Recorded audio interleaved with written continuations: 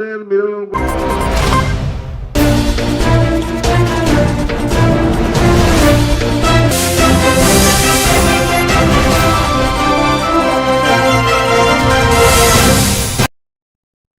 To even TV news. నేను ప్రియాంక.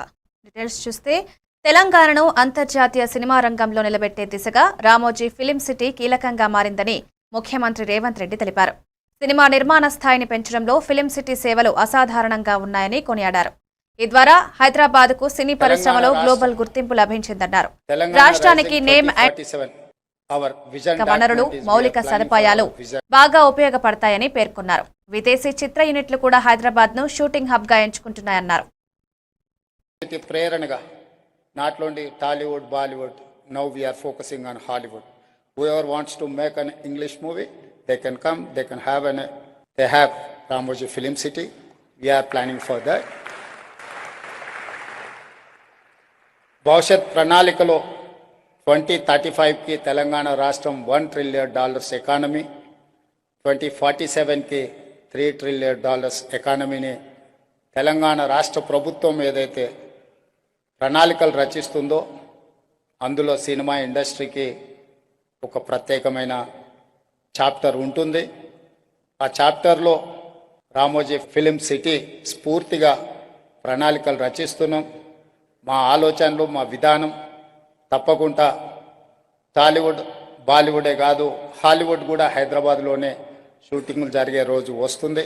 తప్పకుండా ఈ భాగవతం పార్ట్ 1 గొప్ప సక్సెస్ కావాలని, దేశంలోనే అద్భుతమైన సినిమాగా రాణించాలని, ఇక్కడ షూటింగ్ పూర్తి స్థాయిలో జరిగే క్రమంలో రాష్ట్ర ప్రభుత్వం వైపు నుంచి కూడా సంపూర్ణమైన సహకారం ఉంటుంది. ఇట్లాంటి వేదిక కల్పించిన రామోజీ ఫిలిం సిటీ యాజమాన్యాన్ని కూడా మనస్ఫూర్తి. ఏపీ సీఎం చంద్రబాబుపై పేర్ని నాని చేసిన వ్యాఖ్యలపై హోంమంత్రి తానేటి వనిత తీవ్రంగా స్పందించారు. రాష్ట్ర అభివృద్ధి కోసం నిరంతరం కృషి చేస్తున్న నేతపై విమర్శలు చేయడం సరికాదన్నారు. చంద్రబాబు రాష్ట్రానికి బ్రాండ్ ఇమేజ్ తీసుకొచ్చే నాయకుడని పేర్కొన్నారు. ప్రజలకు ఆదర్శంగా ఉండాల్సిన వ్యక్తులు ఇలాంటి వ్యాఖ్యలు చేయడం తగదన్నారు. శాంతి భద్రతలకు విఘాతం కలిగించేలా వ్యవహరించడం ఖండనీయమని ఆమె ఆగ్రహం వ్యక్తం చేశారు. దేశ్కి ఒక బ్రాండ్ ఇమేజ్ తీసుకురావడానికి మీరన్న ఆ పెద్ద ఆయనే 75-76 సంవత్సరాల వయసులో దగ్గర 18 గంటలు కష్టపడతా ఉంటే ఎట్టి పరిస్థితిలోనే ఆ ఇమేజ్ రాకూడదు, శాంతి భద్రత విఘాతం కలిగించేలాగా నోటికొచ్చినట్టు మాట్లాడతామని చెప్పి చీకట్లో కన్ను కొడతారు, మళ్ళీ పైగా చీకట్లో ఎందుకు చంపుతాం, బయట చంపమని చెప్తాం అంటే ఈ టైప్ ఆఫ్ వర్డ్స్ ఉపయోగిస్తున్నారంటే నేను చాలా సందర్భాల్లో చెప్తానండి. అటువంటి వ్యక్తి మీకు మీరు ఎంత ఇదైనా మీకంటూ ఒక అభిమానించే వాళ్ళు కొంతమంది ఉంటారు, మిమ్మల్ని రోల్ మోడల్ గా తీసుకునే వాళ్ళు కొంతమంది ఉంటారు. సో మీకు ఒక వయసు వచ్చింది, ఇంకొక పోటీ చేసేంత కొడుకున్నాడు అంటే మీరు ఒకరికి ఆదర్శంగా ఉండాలి అన్నది పోయి ఏదో ఏమీ లేనాకు ఎగిరెగిరి పడుతుందట, అన్ని ఉన్నా కనివని ఉంటుందట. అది ఏమీ లేనాకులాగా కూర్చుని ఇష్టానుసారంగా అలా పడతా ఉంటే చూస్తూ ఊరుకుంటారు అనుకుంటే ఎలా? అలాగని మీకు కేసులు పెట్టి మా పని మేము చేసుకుంటున్నాం అనుకోండి, గొగ్గోలు పెడతారు, అక్రమ కేసులు అంటారు. నువ్వు మాట్లాడవచ్చు, నేను కేసు పెడతాం, అక్రమ కేసు అవుతుంది. ఎవరైనా దాన్ని యాక్సెప్ట్ చేస్తారా? ఆ వర్డ్ని యాక్సెప్ట్ చేస్తారా? చెప్పండి. నిన్న కూర్చొని మాట్లాడి చంద్రబాబు నాయుడు గారి గురించి ఎన్ని రోజులు బతుకుతాడు? నాకు అర్థం కాంది, 4-5 టాబ్లెట్లు వేసుకొని ఉదయం లేస్తే 4-5 టాబ్లెట్లు మింగి 10 సంతకాలు పెడితే 11వ సంతకాన్ని చేతులు ఉనికిపోయే వాళ్ళు కూడా చంద్రబాబు నాయుడు గారి వయసు గురించి మాట్లాడుతున్నారు. ఈ రోజు 15 సంవత్సరాల్లో ముఖ్యమంత్రిగా చేసిన వ్యక్తి గురించి మాట్లాడేటప్పుడు అతని వయసు గురించి మరి ఎవడి తలరా రాస్తే ఎక్కడ? నేను అంటే 60 సంవత్సరాల వయసులో రాజశేఖర రెడ్డి గారు చనిపోతారని ఎవరైనా అనుకున్నారా? అలా చనిపోతారని ఎవరైనా అనుకున్నారా? నువ్వు చెప్పడానికి పలానా టైం పలానా వ్యక్తి చనిపోతాడు, పలానా టైం పలానా వ్యక్తి బతుకుతాడని నువ్వు దేవుడువా? ఏం మాట్లాడుతున్నారు? పాలిటిక్స్ లో ఉండి మా మాటలు మాకు చేతగా అనుకుంటున్నారా, లేకపోతే మేము మాట్లాడలేక అనుకుంటున్నారా? మాకంటూ ఒక రెస్పాన్సిబిలిటీ ఉంది. మా మీదంటూ ప్రజలు ఒక నమ్మకాన్ని పెట్టుకున్నారు. మేము చేస్తామని ఆశగా ఎదురు చూస్తున్నారు. ఈ రాష్ట్రాన్ని బాగు చేస్తామని ఆశగా ఎదురు చూస్తున్నారు. వాళ్ళ బిడ్డలకు ఉద్యోగాలు వస్తాయని ఆశగా ఎదురు చూస్తున్నారు. వాళ్ళ జీవితాలు బాగుపడతాయని ఆశగా ఎదురు చూస్తున్నారు. ఈ రోజు నీలాంటి మాటలకి మేము ఆలోచన చేసుకుని మేము తిరిగి ప్రతీకారాలు చేసుకుంటా పోతే ఇంక మిమ్మల్ని ఎలా చూసారో మమ్మల్ని కూడా అలాగే చూస్తారా ప్రజలు? కాబట్టి మా పని మేము చేసుకుంటున్నాం. అలాగనే తప్పుడు మాటలు మాట్లాడి నోటుకొచ్చినట్టు మాట్లాడితే మాత్రం ఊరికనే ప్రసక్తి లేదు. టీడీపీ పాలన ప్రజాస్వామ్యంపై దాడిగా మారిందని వైసీపీ రాష్ట్ర కోఆర్డినేటర్ సజ్జల రామకృష్ణారెడ్డి ఆరోపించారు. ప్రజలకు నిరసన తెలిపే అవకాశం లేకుండా చంద్రబాబు పాలన సాగుతోందన్నారు. జెడ్పీ చైర్పర్సన్ హారికపై దాడి, పోలీసుల ఎదుటే టీడీపీ గూండాలు రెచ్చిపోయిన తీరును నిందించారు. ఇది ప్రజాస్వామ్యాన్ని అపహాస్యం చేసే చర్య అని విమర్శించారు. బాబు గూండాలతో రాష్ట్రాన్ని పట్టివేసే యత్నం చేస్తున్నారని అన్నారు.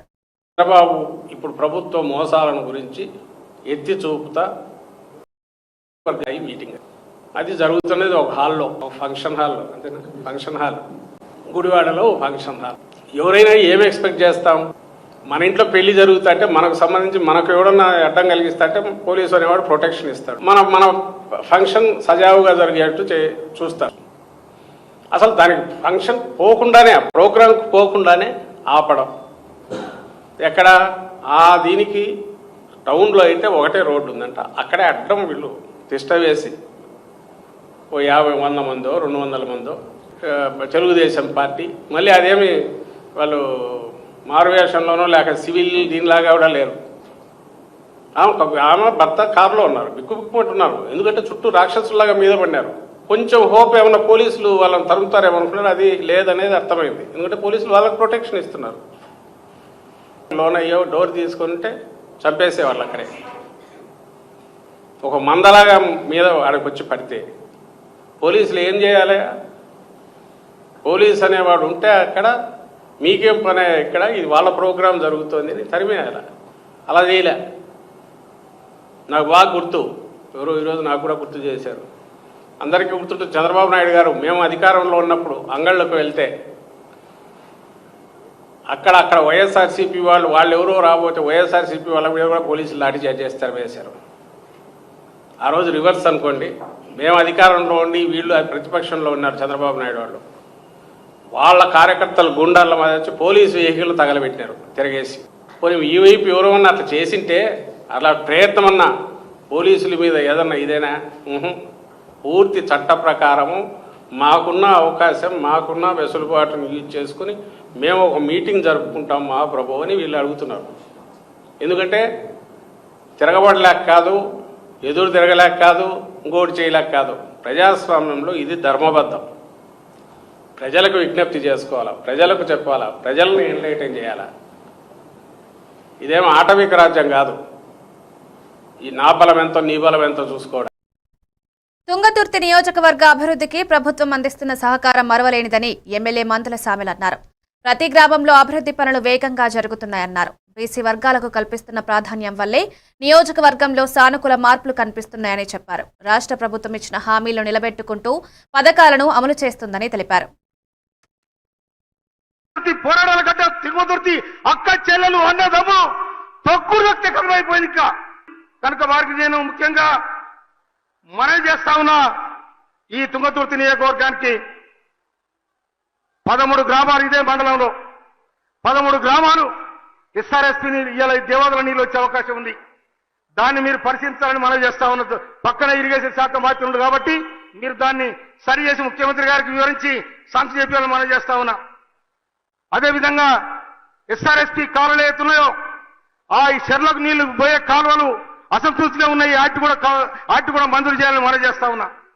ఇంకొక విషయం, ఇవాళ మన నాగారం అడ్డగూడూరుకి ప్రభుత్వ కార్యాలయం మంజూరు చేసినందుకు, ఇండస్ట్రియల్ పార్క్ మంజూరు చేసినందుకు, జూనియర్ కాలేజ్ మంజూరు చేసినందుకు, అగ్నిమాప కేంద్రం మంజూరు చేసినందుకు, ఇక్కడ మీరు మంజూరు చేసిన ప్రతి దానికి కూడా మా తుంగతుర్తి ప్రజల పక్షాన నేను శిరస్సు వచ్చి నమస్కరిస్తా ఉన్నాను. అందుకోసం ఇక నేను ఎక్కువ మాట్లాడలేదు, ఎందుకంటే ఇది బాడలో పోతే మర్చిపోతే పైన పోవాలి. ఇది అందుకోసమనే మేము మీకు కాగితం ఇస్తా, నేను పేపర్ ఇస్తా, నేను రిక్వెస్ట్ ఇస్తా, నా విజ్ఞాపన పత్రాన్ని ఇరవై ఇంటికి వచ్చి ఇస్తా. దాన్ని పరిశీలించి మీరు సాయం చేయాలని చెప్పి మరి ఒక్క పిలుపుతోని ముఖ్యమంత్రి గారు వచ్చినందుకు నా మీద అభిమానం వచ్చిన నా అన్నజనులకు, అక్కదమ్ములకు అందరికీ కూడా నేను శిరస్సు వచ్చి నమస్కరిస్తూ ముగిస్తున్నాను. జై కాంగ్రెస్. నిజంగా నేను ఒక తెలంగాణ ఉద్యమకారుడు, తనాలంటి వాళ్ళను. చంద్రబాబు తన హయాంలో అన్ని పథకాలు ఇచ్చేశానన్న మాటలు ప్రజలను నిరాశకు గురిచేశాయని నరేన్ రామాంజులరెడ్డి విమర్శించారు. బాబు షూరిటీ, మోసం గ్యారంటీ అన్న మాట ప్రజల నోట నిత్యం వినిపిస్తోందన్నారు. ప్రజల్లో రావాలి జగన్, మళ్లీ కావాలి జగన్ అనే నినాదం బలంగా వినిపిస్తుందన్నారు. వైసీపీ మాత్రమే శ్రేయస్సు దిశగా ముందుకు తీసుకెళ్లగలదన్నారు. పూర్తిగా వచ్చేసింది. అప్పటి నుంచి స్లోగా ఉంటున్నటువంటి ఒక నినాదం ఆ రోజు నుంచి రోజుకు బలపడుతుంది. ఏమిటది?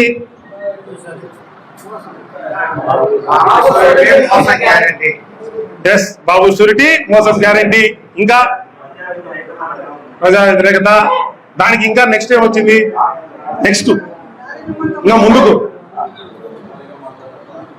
అప్పటి నుంచి బలపడతా వస్తున్న నినాదం ఏంటంటే రావాలి జగనన్న, ఈ రాష్ట్రానికి మళ్ళీ జగనన్న వస్తే తప్ప రావాలి జగనన్న, కావాలి జగనన్న అనే నినాదం అనేది రోజు రోజుకు బలపడతా వస్తుంది.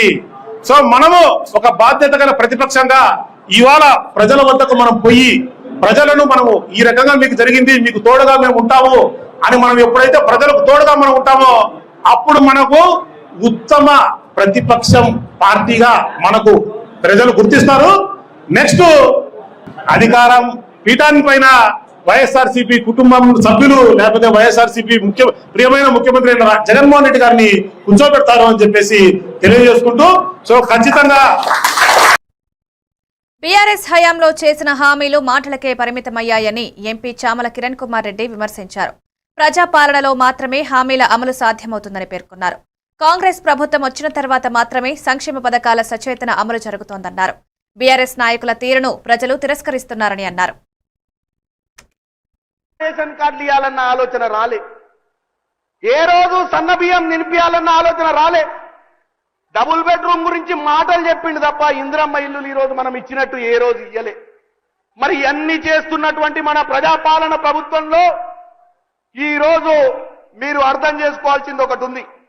ఈ ప్రజాపాలన ప్రభుత్వంలో సంవత్సరంన్నర మీకోసం రాత్రి పగలు ఇక్కడున్నటువంటి మా ఉత్తమన్న, ఇక్కడున్నటువంటి మా కోమటిరెడ్డి వెంకటరెడ్డి అన్న, ఇక్కడున్నటువంటి మా పొంగులేటి సీనన్న, ఇక్కడ ధరణి, ఇక్కడ భూభారత్ ప్రోగ్రాంకి వచ్చిర్రు. మన ఉత్తమన్న మన్ననే మీ అందరికీ సన్నబియ్యం దింపియనికే హుజూర్ నగర్ లో ఇట్లాంటి బ్రహ్మాండమైన కార్యక్రమం తీసుకొని సన్నబియ్య కార్యక్రమాన్ని మొదలుపెట్టిరు. ప్రగతి లేని ప్రగతి భవన్ నుండి తప్ప ఎప్పుడన్నా ముఖ్యమంత్రి లెక్క నేల మీదకి వచ్చిండా మీరు గుర్తుపెట్టుకోవాలి. గతంలో 2 సార్లు ఎమ్మెల్యేని గెలిపించిర్రు. ఏ రోజన్నా ముఖ్యమంత్రిని మీ దగ్గర తీసుకొచ్చిండా, మంత్రుల్ని మీ దగ్గర తీసుకొచ్చిండా? ఈ రోజు మా ప్రభుత్వంలో ముఖ్యమంత్రి, మంత్రులు ప్రతి ఊరికి పోయి ప్రజా సమస్యలను తెలుసుకొని అధికారులతోటి ప్రతిసారి చర్చలు చేస్తున్నారు. కాబట్టి ఈ ప్రభుత్వం మీ దీవెనతో వచ్చిన ప్రభుత్వం, ఇది ప్రజాపాలన కోసం వచ్చిన ప్రభుత్వం. గోవా గవర్నర్ గా పూసపాటి అశోక్ గజపతిరాజు నియమితులయ్యారు. విజయనగరంలో జరిగిన మీడియా సమావేశంలో మాట్లాడుతూ పదవుల కోసం తాను ఎప్పుడూ పరితపించలేదన్నారు. అవకాశం వచ్చినప్పుడు బాధ్యతగా పనిచేయడమే తన లక్ష్యమని చెప్పారు. దేశానికి సేవ చేయడం అదృష్టంగా భావిస్తున్నారన్నారు. రాష్ట్రపతి, ప్రధానమంత్రికి కృతజ్ఞతలు తెలిపారు. వెస్ట్ కోస్ట్ లో వర్కౌట్ చేయగలిగాము ఆ ఎయిర్పోర్ట్ ని, అలాగా ఒక ఎయిర్పోర్ట్ ఇక్కడ కూడా వర్కౌట్ చేయగలిగాము. ఎక్కడ ఆ ఎయిర్పోర్ట్ సంగతి నేను మాట్లాడటం లేదు, కానీ మాకు విజయనగరంలో ఒక చిరకాల కోరిక ఉండేది. ఆడపిల్లలకి సమానంగా రావాలని, పురుషులతో పాటు రావాలని ఆర్మ్డ్ ఫోర్సెస్ లో వారికి స్థానం కలిగించాలని, అలా సైనిక్ స్కూల్స్ లో కూడా వారికి చదివే అవకాశము బాలులతో పాటు బాలికలు కూడా ఉండాలని కోరేటప్పుడు పారికర్ చెప్పారు, వారి కాంపాక్ట్ లో తొందరగా తీసుకొచ్చిన రోజే మీరు ఇక్కడ విజయనగరంలో మీ కోరికని నేను తీర్చగలుగుతాను.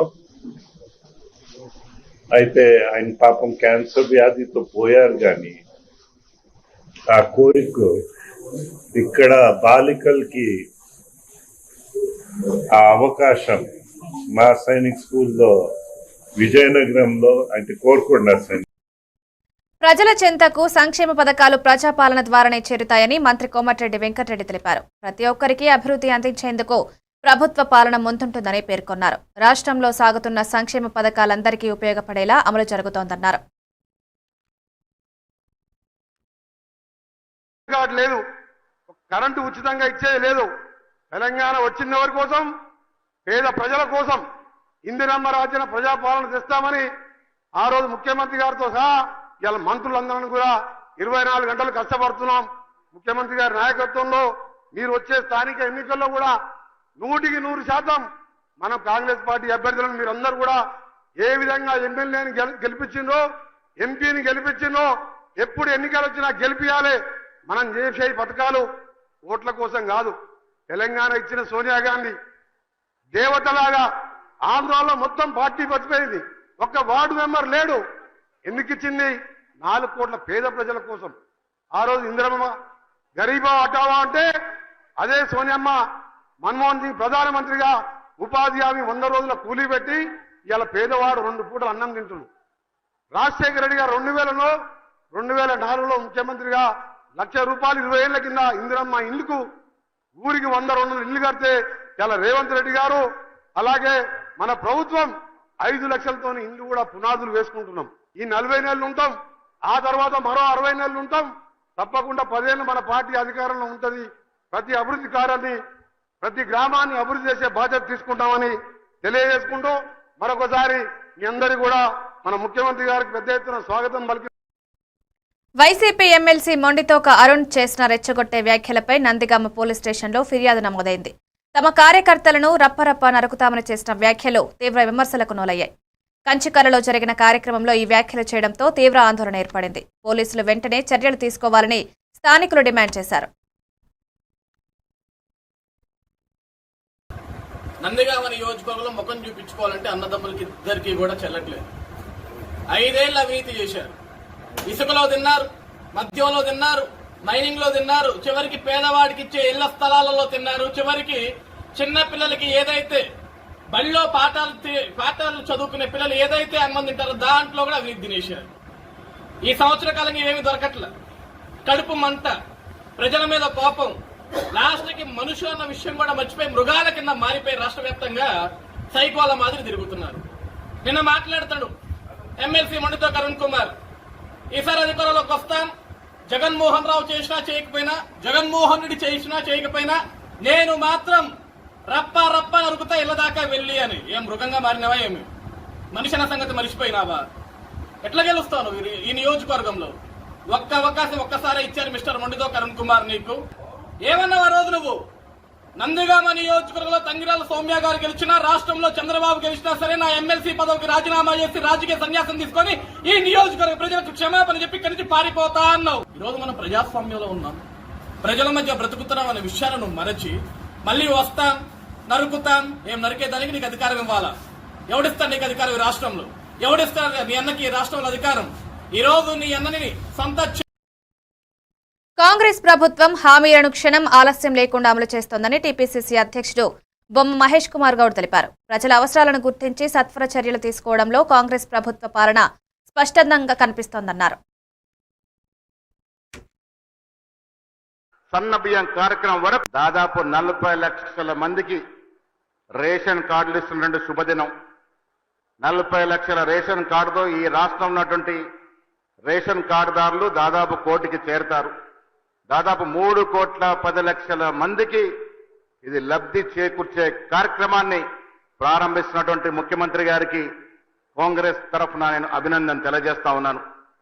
గత ప్రభుత్వంలో ఒక్క కార్డు కూడా ఇవ్వనటువంటి పరిస్థితి నుంచి ఇవాళ కార్డు ఇవ్వడమే కాకుండా రైతు బంధు, రుణమాఫీ, అన్నిటికీ మించి మొన్న ప్రారంభమైనటువంటి ఉత్తమ్ కుమార్ రెడ్డి గారు ప్రారంభించినటువంటి సన్న బియ్యం, ధనికులు ఏ బియ్యం తింటే పేదవారు ఆ బియ్యం తినాలన్న ఆలోచనతో కాంగ్రెస్ పార్టీ ప్రవేశపెట్టిన సన్న బియ్యం కార్యక్రమం వరకు కాంగ్రెస్ ప్రభుత్వం ఇచ్చిన మాట కట్టుబడి రేవంత్ రెడ్డి గారి నాయకత్వంలో ఎన్నికలకు ముందు ఇచ్చినటువంటి వాగ్దానాలన్నీ కూడా ఒకటొకటిగా పూరిస్తూ మీ చెంతకు చేరుతున్న ఈ సమయంలో తిరుమలగిరి ప్రజలందరూ కూడా శుభాకాంక్షలు, మా సామ్యాల్ గారికి జన్మదిన శుభాకాంక్షలు తెలియజేస్తూ మీ అందరికీ మరొకసారి. రాజమండ్రి సాయి హాస్పిటల్లో ఆరోగ్య రంగంలో ఓ నూతన మార్గాన్ని ప్రారంభిస్తూ ఎస్ఎస్ఐ మంత్ర రోబోను వర్చువల్ గా ఆవిష్కరించారు.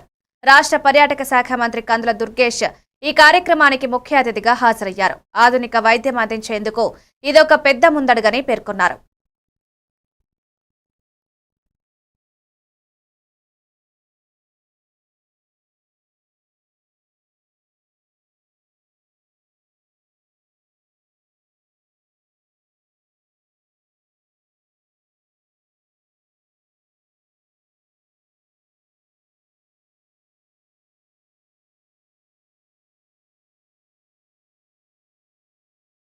Health tourism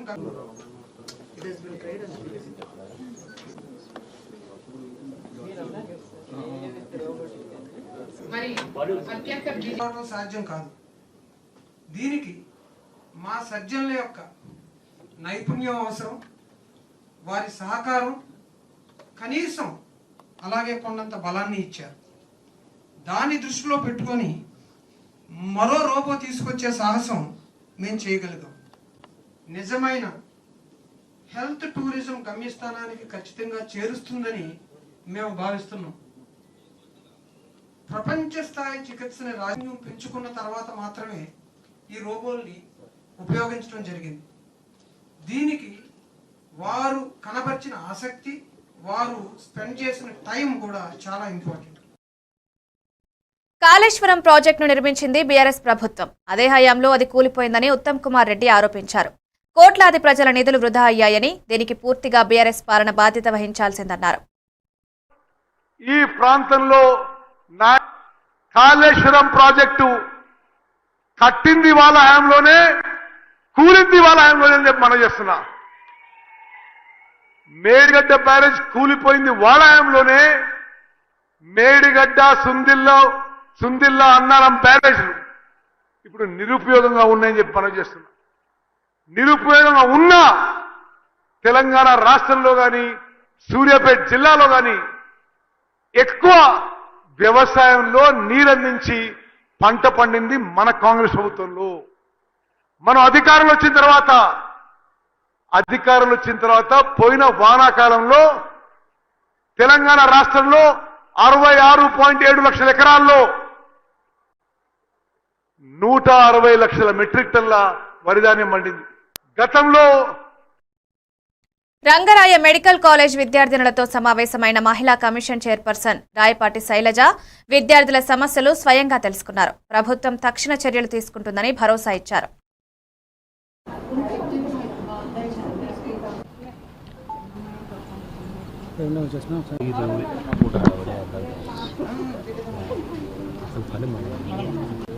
okay madam.